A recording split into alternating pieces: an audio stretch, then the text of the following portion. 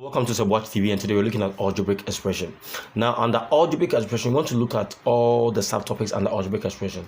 So we look at algebraic expression itself, we look at operations on algebraic expression, we look at binomial expansion, we look at factorization of algebraic expression, we look at difference of two squares, we look at operations on algebraic fractions with monomial and binomial denominators. We also look at zero or undefined algebraic equation algebraic expressions. So these are what we will look at it. Now let's go straight to it. Now we will start one by one, but each of these will be a video on its own, so that it won't be that bulky. So under algebraic expression, we will get 1, 2, 3, 4, 5, 6, 7, 8 videos, so 8 different videos, so that it will not be that bulky. And I also have more videos on algebraic expression solving, and also explaining some questions. If you have any question, remember to send it to me on WhatsApp, and we will I'll bring it up, then we will all solve it together. So now let's get straight to it without wasting much time. Now, one of the topics that allow letters and numbers to come together is algebraic expressions. Now, algebraic expressions will come with letters and numbers all together. You see a letter and a number attached, a number and a letter attached to it. What does it mean? If you see a letter alone, what does it mean? If you see a number alone in one statement where letters and numbers are just mixing up, what does it mean? So that's what today we want to look at. So we want to look at algebraic expression on its own. Now, if we have a phrase or a statement like 9 plus a number, 9 plus a number. Now we know 9 is a number, but we don't know the number that we are adding to the 9, right? So that number that we don't know can be a letter. It can be X, it can be Y, it can be K, it can be P, it can be any other number. Because we don't know that particular number, no, we use any letter to represent that particular number. So let's say 9 plus a number. Let's use Y. So the statement I have here is an algebraic statement, but when I'm writing it mathematically, I'll get 9 plus y, because that number, we don't know that exact number to write over this. So we'll use a letter to represent that particular number, and that is y. 3 decreased by 2. Now they said 3, this decreased by 2.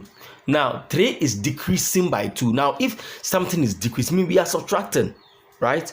It means we are subtracting. So it will be 3 minus 2. Indeed, this 3 minus 2 can be written as 3 decreased by a number. Okay? So if it was 3 decreased by a number, so it means I write a 3 minus x. Maybe I'll use x to represent the number. So I'll write 3 minus x. So that's how it is. So algebraic expression is very, just we have to understand what it is. Okay? So it's very simple. Now, let's me give a short story on algebraic expression. Now, I go to a shop to buy some foodstuffs, and I realize that in shop 1, they have gari, they have sugar, they have Milo, and the rest. And shop 2, they have yam, they have cassava, and the rest. You can see that these two stores have two different things altogether, right? And if I pick gari, let me use J for gari, and I pick S for sugar, and I pick M for Milo. These 3 things, I can't mix them together unless maybe I'm using it in the process of maybe preparing soakings or something, as we normally call it. But if I can't bring them together, like I can't bring the gari and the sugar together and I'll get one thing. If I bring them together, I'll still see the gari and I'll still see the sugar. You understand? Unlike if I have 2 mangoes, right, and I bring them together, that one I'll see it to be mangoes. I won't see it to be this is mango A, mango B. No, I'll see them to be mangoes. But if I have 2 different, let's say, what I mean is, if I have 2x and I have 2y, you see that this is x and this is y.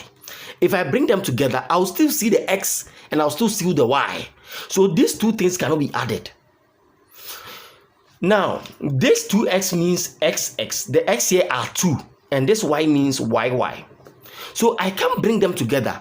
We only add when we add, we will get one thing like this: x plus x. X plus x. If I add them, I get 2 of the x.